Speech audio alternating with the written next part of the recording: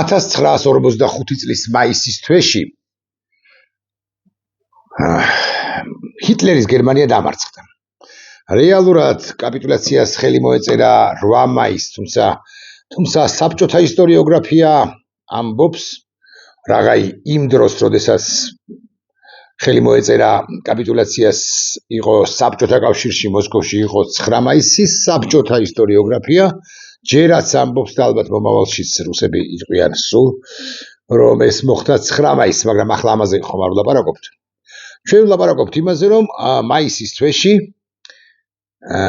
ჰიტლერის გერმანია დამარცხდა და დამარცხდა სასტიკად. მეორე მსოფლიო ომის შემდეგ, რომლის ნაწილის იყო დიდი სამამულო ომი, დიდი სამამულო ომად წოდებული ომი 41-დან 45-მდე, რომელიც არასრული 4 წელიწადი გრძელდებოდა, ეგრა მაგის პასუხია. მეორე მსოფლიო ომის შემდეგ ისეთი სასტიკი ომი, როგორიც ახლა მიმდინარეობს უკრაინაში, ყველა ამბობს ამას და მართალი ბრძანება არ მომხდარა. ასეთი სისხლის მსმელი ომი, ასეთი კატასტროფული ომი, თან ომი ვისა და ვის შორის. არა, მე შორსა ვარ იმ აზრისაგან და არც წარმოვთქვამ არასოდეს, რომ უკრაინელები და რუსები მოძმე ხალხები, მოძმე ერები არიან მეთქი.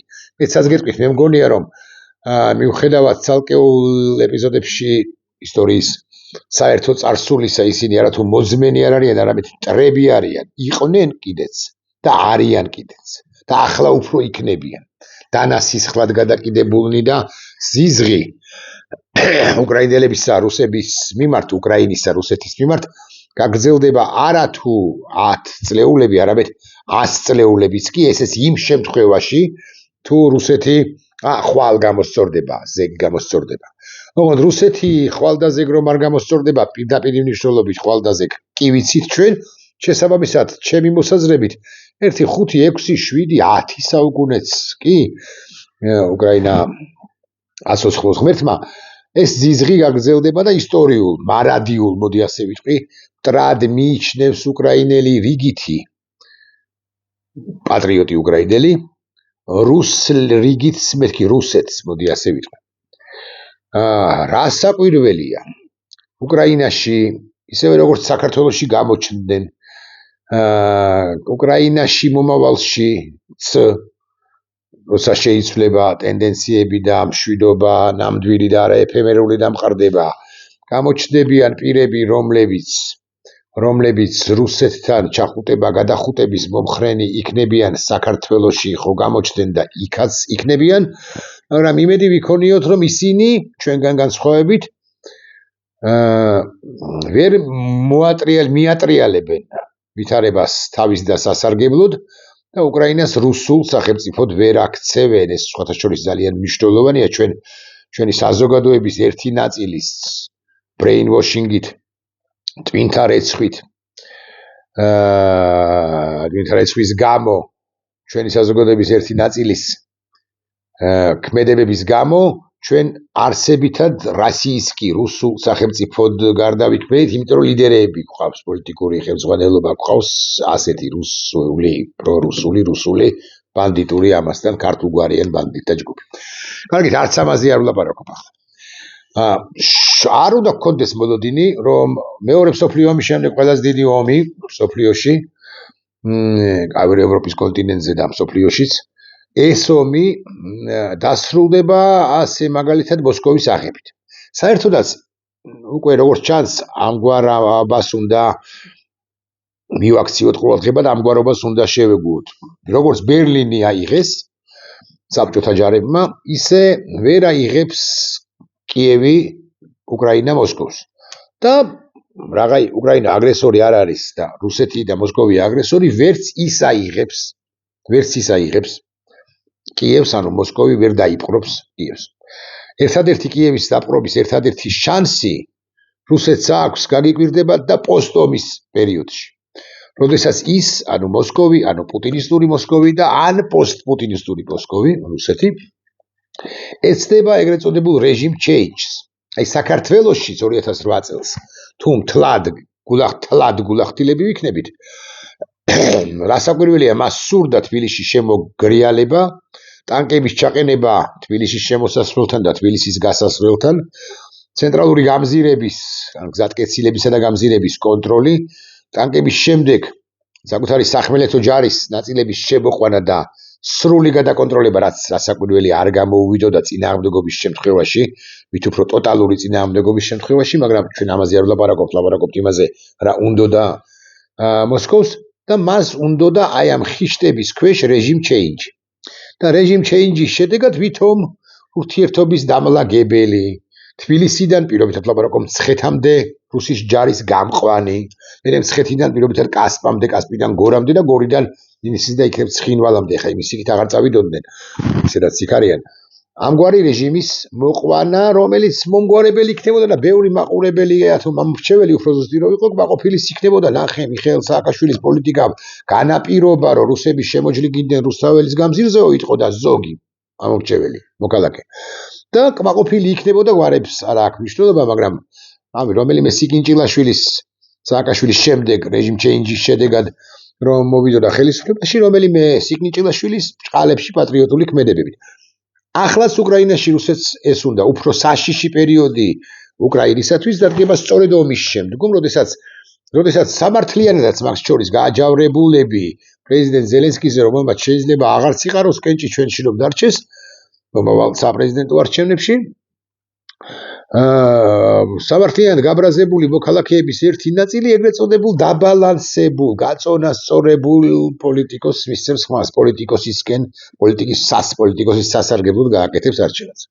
ის შეიძლება ეს იყოს, არ ვიცი, ცხადია ვერ იქნება იულია ტიმოშენკო ასე მაგალითად. მაგრამ აი ტიმოშენკოს მსგავსი მე მასზე ფრიად უარყოფითი აზრის გახლა ვარ და აქედან გამომდინარე გამოვყავის ტიმოშენკოს, რომელსაც ესე ღიად პრორუსობაში როგორ არ მიედავები წარსული ქმედებებისა და გამო, მაგრამ მეორე თუ მესამე მხრივ ღიად პრორუსობას ვერ დაუმტკიცებ. აქაც არიან ჩვენთან ასეთი პოლიტიკოსები, შუაში მყოფები, რომლებიც ბიზინა ივანიშვილთან დალაგებას ეს შანსი რომ მიეცეთ, ხო, ეცდებოდნენ რუსეთთან დალაგებასაც ეს შანსი რომ მიეცეთ, ეცდებოდნენ მოახერხებდნენ ვინიცის მოახერხებდნენ კიდეც. ანუ არა უკომპრომისეები, არამედ სწორედაც რომ კომპრომისზე თეორიულად წამსვლელები. უკრაინისთვის ყველაზე მძიმე ან საკმაოდ მძიმე თუ გნებავთ ასე ვიტყვი, პერიოდი ეპოქა დასრულდა ადგება სწორედ მაშინ. მაგრამ აქამდე ჯერ კიდევ შორია. შორია იმდენად რამდენადაც მაღალი, ანუ თუ გნებავთ 5 ჯერ ვიტყვი, მაღალი ალბათობით იმ 19 პუნქტიან ახალ შეთანხმებას, რომელიც მოწონებულია უკრაინის დელეგაციის და უკრაინის ხელისუფლების მიერ და რომლის ავტორი ან შესაძლოა თან ავტორი მაინც უფრო არის ამერიკის შეერთებული შტატები და კერძოდ მარკო რუბიო, მაღალი ალბათობით რუსეთის ფედერაციაში ხელს არ მოაწერენ. რუსეთს გასაკვირი არ არის პრინციპში, რასაც ვიტყვი და გავიმეორებ მე-10-ად, მე-20-ად, 30-ად რუსეთს ომის გაგრძელება უნდა კიდეც, მაგრამ რომც არ უნდოდეს შეწყვეტა არ შეუძლია. ის გენერალიტეტს, რომელიც ხელს ითბობს, თავად კრემლშიც პოლიტიკურ ხელმძღვანელობას ან პოლიტიკური ხელმძღვანელობის ნაწილს, რომელსაც ასე მიაჩნია, რომ მაქსიმუმი უნდა წამოიღოს. მაქსიმუმს სანამ არ მიაღწევს, მანამდე არ უნდა გაჩერდეს. მერე რა რომ რუსეთის სიღრმეებში ნავთობგადამამუშავებელი ქარხნები ფეთქდება და მერე რა რომ დღეში 1500 თუ არა 1300 სალდატ ბომბს კარგავს საზარბაზნე ხორცს რუსეთი, ეს არაფერია, მას აქვს უზარმაზარიადულევი რესურსი, ასე მიაჩნიათ და მათ შეუძლიათ მისცენ თავს უფლება, აძლევენ საკუთარ თავს უფლებას, რომ შესწირონ ეს 1300 თუ 1500 სალდატი ოკუპანტი ბომბი უმრავლეს შემთხვევაში. ბომბი მეთქი ასე რომ ამბობ კი არ ვაკრინებ, მაგრამ აი ესეთი გაუწვრთნელები, საზარბაზნე ხორცად ქცეული ლოთები და ყოფილი პატიმრების ზეკები ყავს მიყრილი გარკვეულ შემთხვევებში რუსეთს ფრონტის წინა ხაზზე. რუსეთს არ შეუძლია, გითხარით, არც უნდა და არც შეუძლია ომის შეწყვეტა პუტინსაც. ასე ვიტყვი, იმიტომ რომ ის სადღაც რომელიღაც ტვინის უჯრედში ფიქრობს, რომ ვაი და ეხლა რომ შევწყვიტო ომი, ეს ჯარისკაცები ნამდვილები ოღონდ არ მომიბრუნდნენ, ნამდვილები და არანამდვილები და მე არ ჩამომაგდონო. და წითელ მოედანზე არ გამოიტანონ ჩემი ლეშიო კაც რომელსაც ვინც ის იქნება უნდა რომ 100 წლის შემდეგ უნდა მაგრამ 100 წლის შემდეგ 150 წლის შემდეგ მიუწვეს გვერდით ლენინს სულაც არ უნდა რომ წითელ მოედანზე ის პირდაპირ მნიშვნელობით სარზე ააცვან და აკუწონ რისი პერსპექტივაც თუნდაც მცირე პატარა 1%-იანზე ნაკლები მაგრამ საბოლოო ჯამში არსებობს და ეს 1%-იანზე ნაკლები რომ არსებობს უკვე პრობლემაა მისი ცოტა შეშლილი ავადმყოფური ტვინში პრობლემებს წარმოქმნოს მის წარმოქმნის მისთვის აქ გითხარით რომ კლასიკური გაგებით ომში გამარჯვებული არ გამოვა ამ ომიდან რუსეთი ვერ აღწევს იმ თავდაპირველ მიზნებს რომლებიც SVO-ს ფარგლებში დასახული ჰქონდა და რომლებიც სულაც არ ჰქონდა დასახული ასე ღიად ყოველ შემთხვევაში მაგრამ ყველამ ხვდებოდით და ყველამ ვიცოდით რომ ეს იყო რუსეთის ამოცანა და რა იყო რუსეთის ამოცანა რუსეთის ამოცანა იყო კიევის აღება რეჟიმ ჩეინჯი და ვინც ის იქნებ უკრაინის სახელმწიფოს სრული გაუქმება ახლა მე ჯიუტად გავიმეორებ იმ წინადადებას ოდნავ სხვა ინტერპრეტაციით რომელიც მეც წარმომით გვაქვს და არა მხოლოდ მე და რომელიც აიღეს ამ ერთი ნაწილი აიღეს ამ სახელმწიფო სოციმედიის ტროლ ბოტ პროპაგანდისტურ ბარხებმა და ატრიალებენ როგორც უნდათ უკრაინა ამ ომში სხვა ინტერპრეტაციით გავიმეორებ მერქი აქ გითხარით რამდენადაც ის როგორც სახელმწიფო გადარჩება შესაბამისად უკრაინა არ დამარცხდება და შესაბამისად უკრაინა ამ ინტერპრეტაციით შეგვიძლია მივიჩნიოთ გამარჯვებულად რადგან უნდა გვახსოვდეს რომ 2022 წლის თებერვალში 4 წელი გახდება სულ მალე რუსეთს არა მხოლოდ SVO-ს ფარგლებში დასახული ამოცანების მიღწევა სურდა არამედ უნდოდა რუსეთს საბრატო მიიტანა კიევზე იერიში კიევზე დედაქალაქზე უნდოდა მთლიანად უკრაინის გადანადგურება გაუქმება რომ მე აქედან დაეწყო ახალი საბჭოეთის სხვა სახელწოდებით ცხადია აღდგენის პროცესი უკრაინა ყველაზე უფრო მსუყელუკბა იყო მიბობღდებოდა უკლებლივ ყველა დანარჩენი რესპუბლიკა 1-2-ის გამოკლებით მაგრამ მაინც ვთქვათ რომ ყველა რესპუბლიკა მიბობღდებოდა იმ ახალ ერთიან ქვეყანაში რუსეთთან მიცუცქდებოდა და იტყოდა რომ ოღონდაც კი შენ არ დამარტყა არ გამანადგურო დედაქალაქი არა იყო შენი დროშა არა აფრიალო ჩემი დედაქალაქის თავზე თან ახმა ვარ რომ გავაკეთოთ ის რაც ლენინმა და სტალინმა გააკეთეს გაასული საუკუნის 20-იანი წლების დასაწყისშიო და ამას გააკეთებდა დიდი ყაზახეთიც და პატარა სომხეთიც ცენტრალური აზიის ყველა სახელმწიფო ბელარუსი ხო პრაქტიკულად უკვე მიბობღებულია და საქართველოს ხო მიბობღებულია რომ მიბობღებულია ყველა ვიცით აქედან გამომდინარე რუსეთმა იმ თავდაპირველ ამოცანას ამდენადაც უცნაური არ უნდა იყოს ვერ მიაღწია არა მხოლოდ SVO-ს ფარგლებში ანუ არა მხოლოდ დენაციფიკაცია ვერ მოახდინა უკრაინისა დემილიტარიზაცია ვერ მოახდინა არა მხოლოდ რაღაც ნატოზე უარი ვერ ათქმევინა არამედ ბოლო 4 წელიწადია ის მიიწევს წინ იხევს უკან და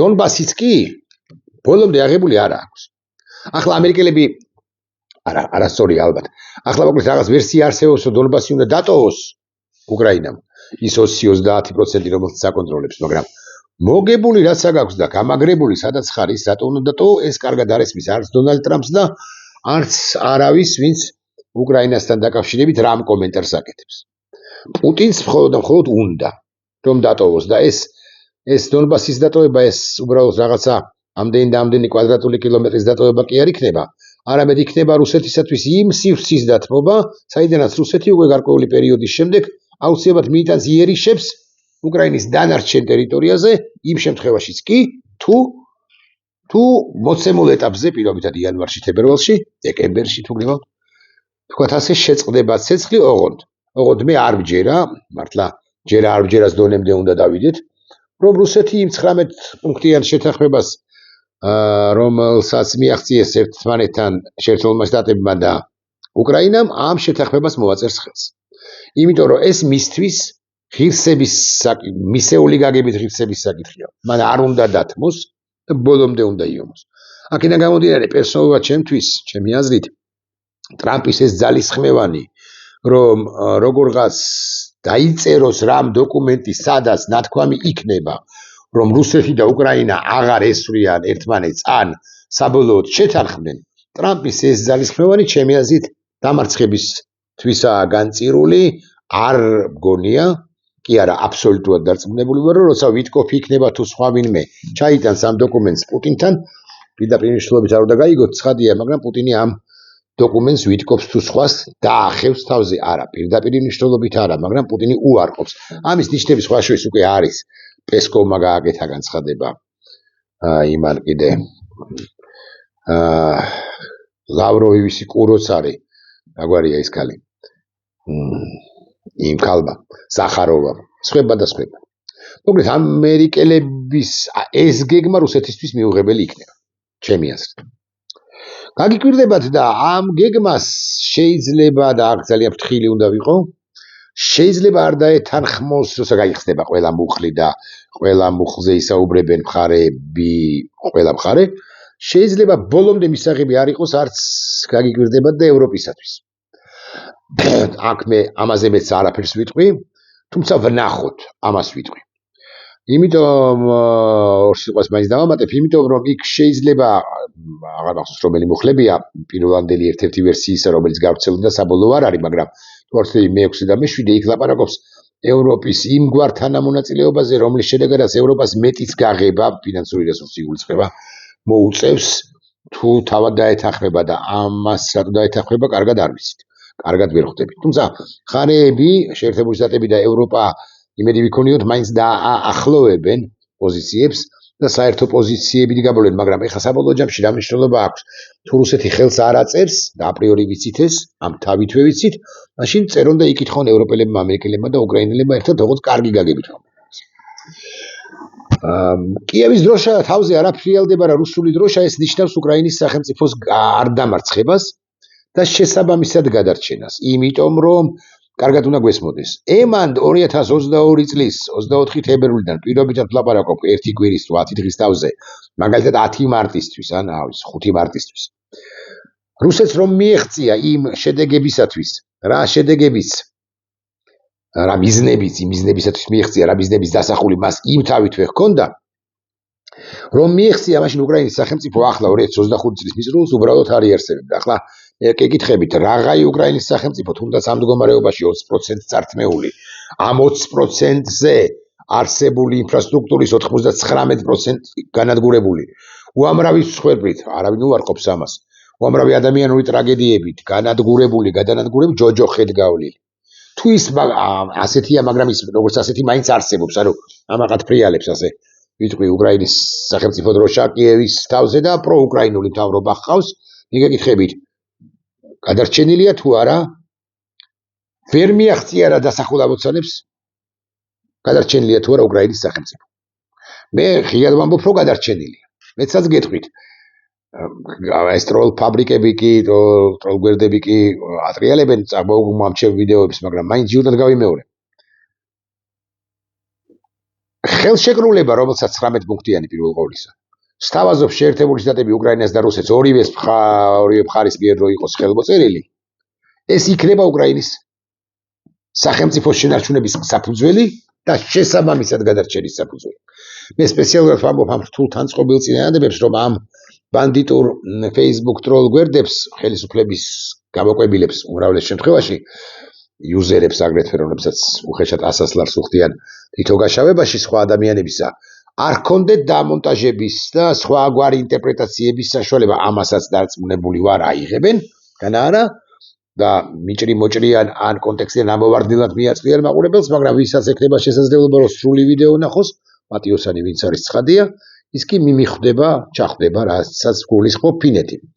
ფინეთის ვარიანტი, ფინეთის ისტორია 39-40 წლების და 44 წლის ომი ადასტურებს ამას, ფინეთმა დათმო ტერიტორიების ნაწილი, რასაკვირველია, მაგრამ რა თუ მხედველობაში ვიღებთ იმას და აქედან ამოვდივართ, რომ საბჭოთა სტალინისტურ საბჭოთა კავშირს უნდოდა მთელი ფინეთის დაპყრობა და მე-16 რესპუბლიკად შეეთრევა ფინეთისა საბჭოთა კავშირში, როგორც ბალტიელები შეათრიეს, ასე მაგალითად მაშინ ფინეთის სახელმწიფო მაშინ არა მარტო გადარჩა, არამედ მან გაიმარჯვა. თუ ხელსიკი უნდა ყოფილიყო ისეთივე ქალაქი როგორიც იყო რასვერში, მაგრამ ალმა-ატა ან ტაშკენტი, საბჭოთა ქალაქი, ანუ მაშინ ფინეთი ასაკვირველია გადარჩა, მით უმეტეს დღევანდელი გადასახედიდან, როდესაც ფინეთი ჩრდილოატლანტიკური ალიანსის წევრია, მოგეხსენებათ.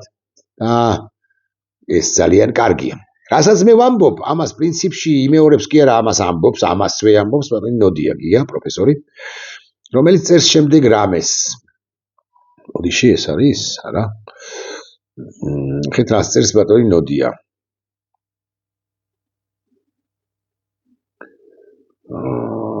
ამასობაში დავკარგე ბატონი ნოდიას ეს ტექსტი თუ არ ვწდები. ეს არის? გიანოდია. ტრამპის ბოლო 28 პუნქტიანი გეგმა, რომ არ არის მოსაწონი, აღარც არსებობს, ის ბატონოდია ცხადია. ცხადია ამას ემატება ვიტკოფ პუტინის ვიტკოფ ალბათ უნდა იყოს მაინც ვიტკოფ უშაკოვის შოკის მომგვრელი სკანდალი. ხო, ეს შოკის მომგვრელი სკანდალი იყო, მე არ ვიცი სიმართლე გითხრათ, ვინ გაავრცელა და არც შევალ ამ დეტალებში. საერთოდ როგორ ხდება, რომ ჩანაწერები კეთდება, დახურული ხაზით არ ლაპარაკობენ მხარეები და ასევე როგორ ხდება, ამაზე მნიშვნელოვანი ჩემი აზრით არის მაინც ის, რაც ილაპარაკა ბატონმა ვიტკოფმა ამ უშაკოვთან სატელეფონო საუბარში. ღია თუ დახურული ხაზით, ალბათ მაინც ღია ხაზით. ვინ გაავრცელა ბრიტანელებმა, უკრაინელებმა, რუსებმა, თავად ამერიკელებმა გაავრცელეს ვიტკოფმა საყვარელ ადამიანს უთხრა თუ არა, ეს მეორე ხარისხოვანია. აქ ლაპარაკი არის თემაზე, რასაც ლაპარაკობს ვიტკოფი, ეს არის აშკარად პრორუსული გზავნილება. აშკარად პრორუსული გზავნილება. ბლუმბერგმა რაც გამოიტანა, ეს უნდა გამხდარიყო ვიტკოფის გადაყენების საზირკვე საფუძველი, მაგრამ ტრამპმა ისიც თქვა, რომ ის დაიცვა. ბატონი ნოდიას სტატუსის კითხვას გარვაგზავნა. არც ისაა საკამათოა ტრამპის სამართლიანობაზე და თუნდაც გრძელვადიან გლობალურ საკითხებზე არ არის ორიენტირებული, მისი მოტივი აჩვენოს, რომ მაგარია, გასაკვირველია და რომ მშვიდობა დაამყარა და ნობელის პრემიას იმსახურებს. ამის ჩვენება ტრამპს მოუწევს 25 იანვრამდე ნობელის კომიტეტი იღებს განაცხადებს 25 იანვრამდე. ეს ხაზგასმით უნდა ვთქვა. მაგრამ ეს არ ნიშნავს იმას, რომ ტრამპი მაინც და მაინც 25 იანვრამდე იქნება ასეთი ბევრისთვის საკრიტიკო და ბევრისთვის არასაკრიტიკო, ანუ ასეთი ამბივალენტური თუ გეოთ ასე ვიტყვი. მე მგონია, რომ რუსეთი არ მოაწერს ხელს ახლა უკრაინა მოაწერს თუ არა ხელს მაშინათვე, ამ შემთხვევაში ტრამპი შეცვლის სტრატეგიას და მშვიდობის ძალით დამყარებაზე ორიენტირდება სწორედ 25 იანვრამდე. სამწუხარო რეალობა ისაა, რომ ომის სამართლიანი დასრულება პრაქტიკულად შეუძლებელია, უკეთესად ვერ დაწერა. ერთადერთი სამართლიანი გადაწყვეტაა უკრაინას მთელი მისი ტერიტორია დაუბრუნდეს ყირიმის, დონეცკის, ლუხანსკის და ზაპოროჟიეს ჩათვლით. ნებისმიერი სხვა გადაწყვეტა უსამართლოა. დიახ, თუ ყირიმს ვერ იბრუნებს უკრაინა, ეს არის უსამართლო. აქ უბრალოდ არჩევანი გვაქვს გასაკეთებელი მეტ უსამართლობასა და ნაკლებ უსამართლობას შორის. ამაზე წერს ბატონი ნოდია. სამართლიანი გადაწყვეტის ერთადერთი გზაა უკრაინელმა არმიამ რუსეთის ოკუპირებული ტერიტორიები ბრძოლით დაიკავოს. ჯერჯერობით ტენდენცია პირიქითაა. შეტევაზე რუსეთია, ესეც სამწუხარო ფაქტია.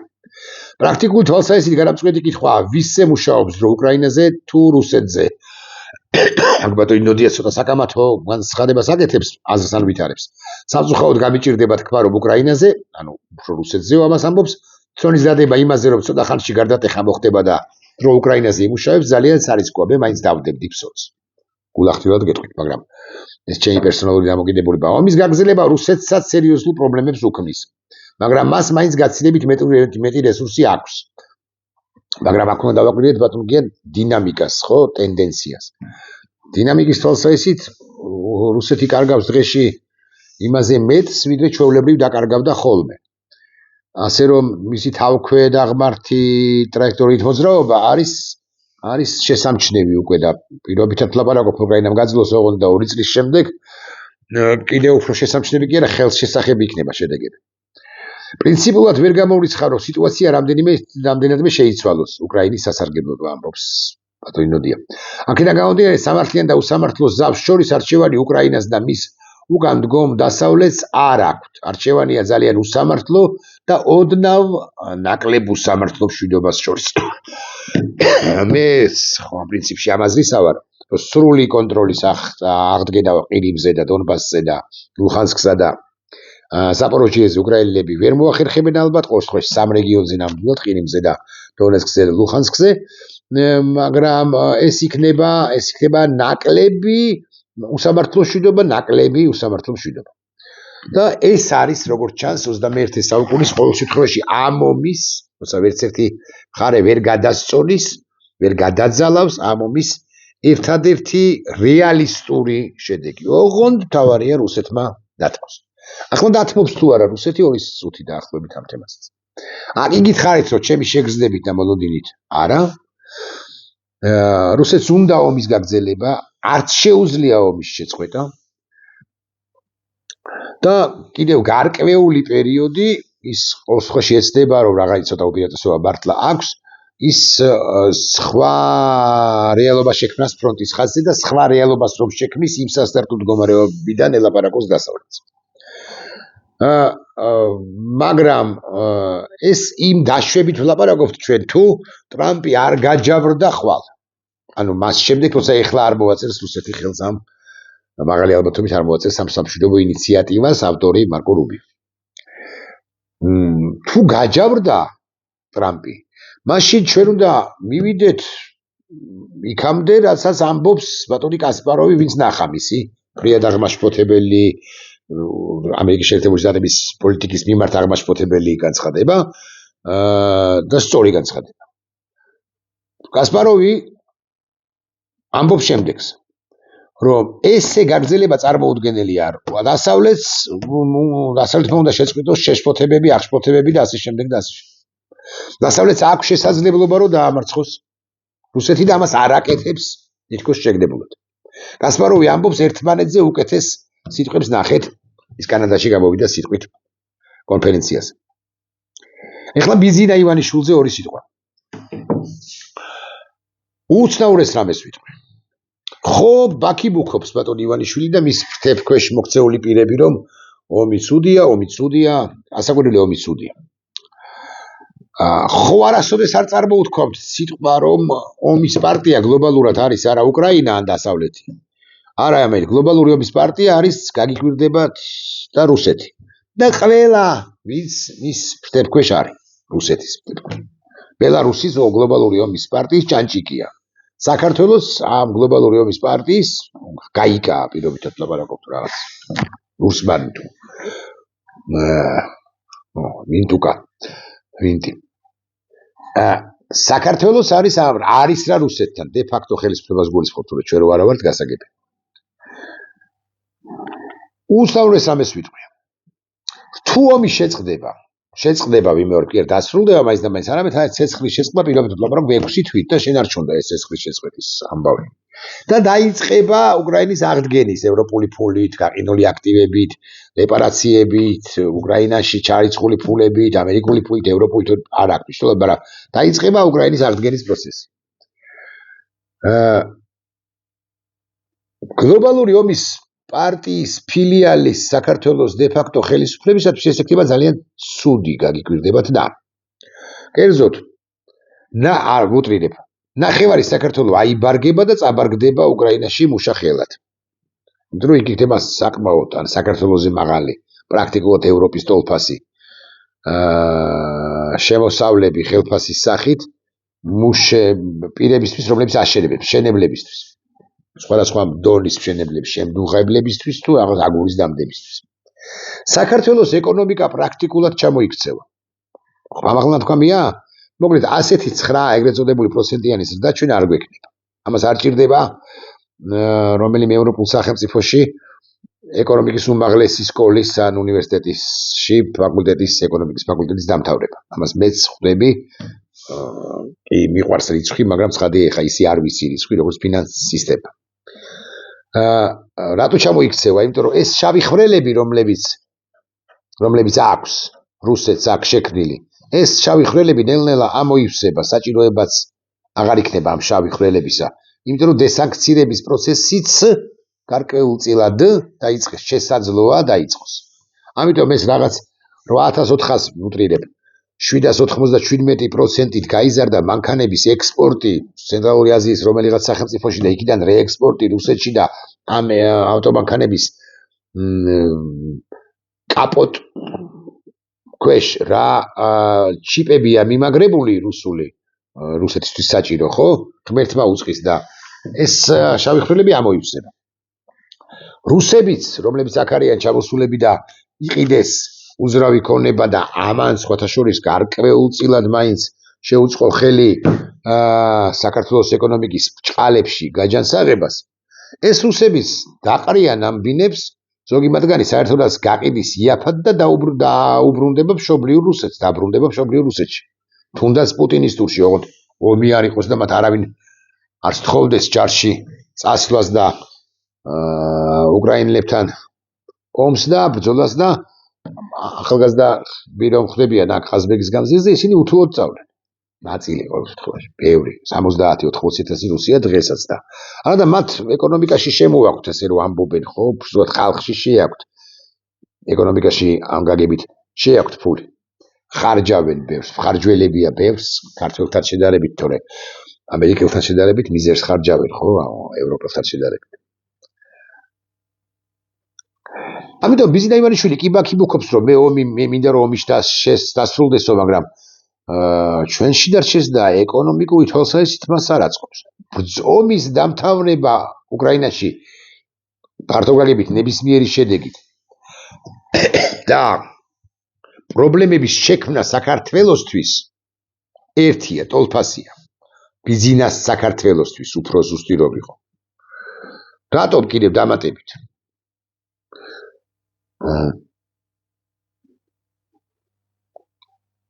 ორი ფაქტორი არსებობს. ერთი არსებობს, რა ფრთხილად უნდა ვთქვა, ერთი არსებობს ჩვენი დაახლოებით 3000 კაციანი კონტინგენტის ფაქტორი. ეს არის საქართველოს შეიარაღებული ძალების უმეტეს შემთხვევაში წარმომადგენლები, რომლებიც უკრაინაში არიან ახლა. ყოფილი მეომრების, ყოფილი ჯარისკაცების უფრო ზუსტი რომ.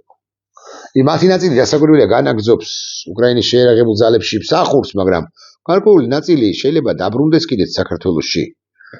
არ მინდა ვთქვა, რომ ისინი იარაღას ხმულები დაბრუნდებიან, ცხადია არა. არც იმის თქმა მინდა, რომ ისინი იარაღს აიღებენ ხელში ბანდა ხელისუფლების ჩამოსაგდებად, რასაკვირველი არა, მაგრამ ავტორიტეტები რომ არიან ისინი რამდენადაც გამოიბრძოლეს რუსეთთან ომში, ესეც ფაქტია და ვარები არ ვიცით უბრალოდ შემთხვევაში 3000 კაციდან რამდენის ვიცით 15-ის, 20-ის, მეტის ხო არა, მაგრამ მათი სიტყვა იქნება მჭექარე რომელიღაც ეტაპზე. და ქართული ოცნებისთვის ეს საბოლოო ჯამში პრობლემა იქნება, ისინი ხო ვერ დააკავებენ ახლა საზღვარზე ან უკვე სახლში მისულებს რომელიმე ჯარისკაცს. საარჩული არ აქვს, საფუძველი არ აქვს. და მჭექარე სიტყვიანი პირების, მით უმეტეს მეომრების, რუსეთთან ომში ნამყოფი მეომრების სიტყვა შეზახილი ვინაკლი კობახიძეს ცოტა ხშირად უბიზგებს რომ ხშირად იაროს საპირფარეშოს მიმართულებით. ეს ასე რომ ვთქვათ, ემანდ რამე რო არ დაემართოს, იმიტომ მანამდე. ასევე კიდევ რა არის მნიშვნელოვანი. როგორც კი უკრაინის პრობლემა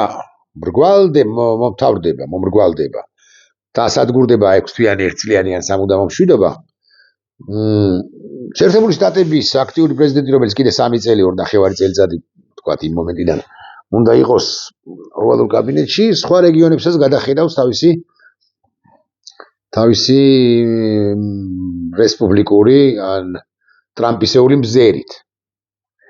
და ამ რეგიონში რო გამოიხედება და უთუოდ კითხავს მარკო რუბიოს თუ სხვებს, აქ რა ხდებაო?